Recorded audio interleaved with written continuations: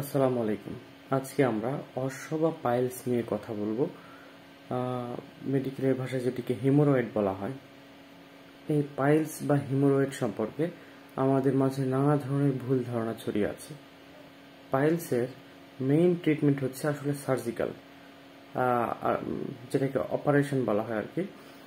কিন্তু আসলে আমাদের মধ্যে নানা ভীতির কারণে এবং বিভিন্ন ধরনের ভুল তথ্য ছড়ানোর কারণে আমরা অপারেশন করাতে চাই না, কিংবা অপারেশন করাতে ভয় পাই। যেমন অপারেশন করালে আবার হয়, ভালো হয় না, যার কারণে আমরা অনেক অপচিকিৎসা নিয়ে থাকি। ঝাড়ফুঁক, তাবিজ, কবজ প্লাস বিভিন্ন ধরনের ভেষজ চিকিৎসা নিয়ে থাকি। এতে করে আমাদের সমস্যাটা আরো বেড়ে যায় দিন দিন। পাইলস সম্পর্কে না জানার কারণে আমাদের এই বিভিন্ন ধরনের ভীতি কাজ করে। তাই আজকে আমরা পাইলস সম্পর্কে জানবো।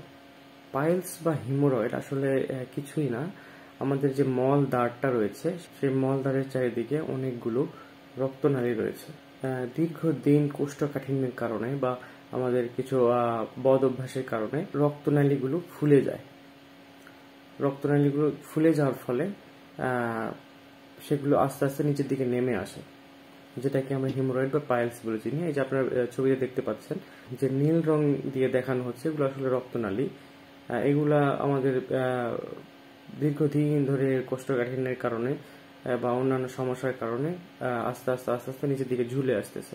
পাইলস মোটামুটি দুই ধরনের হয়ে থাকে, একটা এক্সটার্নাল এবং ইন্টারনাল। ইন্টারনাল হিমোরয়েডটা 4 ধরনের: 1st degree, 2nd degree, 3rd degree এবং 4th ডিগ্রি। আপনি ছবিতে দেখতে পাচ্ছেন যে নেমে আসছে যে রক্তনালীগুলো এক জায়গায় জড়ো হয়ে, সেগুলো ভেতরে থাকছে। মলত্যাগের পরে তেমন কোনো সমস্যা হচ্ছে না। এইটুকুর ফলে ব্যথা হতে পারে এবং ব্লিডিং হতে পারে। এরপরে যেটি আছে সেটি হচ্ছে যে মলত্যাগের সময় দেখুন যে নিচে নেমে চলে আসতেছে একদম, এবং এটা আপনি আবার ব্যাক যাচ্ছে। এটা হচ্ছে 2nd ডিগ্রি।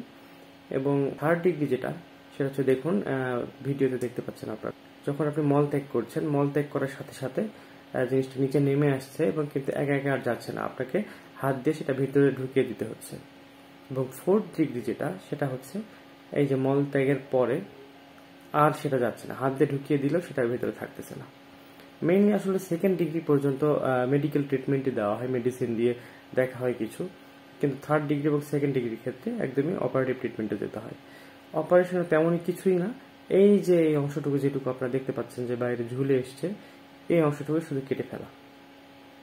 এর আলাদা কোনো শেকড় নাই, কিছুই নাই। কিন্তু দেখা যায় যে অপারেশন করার পরে অনেকের আবার হয় কয়েক বছর পর। আসলে ঘটনাটা হচ্ছে ভাই, প্রত্যেকটা জায়গায় কিন্তু আপনার ক্ষতিগ্রস্ত মলদ্বারের। এখন আপাতত এখান থেকে পালসটা বের হয়ে আসছে, এটাকে যখনই কেটে ফেলেছেন, তারপরে দেখা যাচ্ছে ওয়ালের অন্য কোনো এক জায়গা থেকে বের হতেই পারে। এটা অস্বাভাবিক কিছুই নয়। তাই অপারেশন করলেই হবে না শুধু, এরপরে কিছু নিয়ম কানুন মেনে চলতে হয় অবশ্যই। বেশি বেশি যেন কনস্টিপেশন বা পায়খানা যেন শক্ত না হয়, এই বিষয়ে খেয়াল রাখতে হবে। এবং হিপ বাতটা দেওয়া জরুরি অপারেশন করে।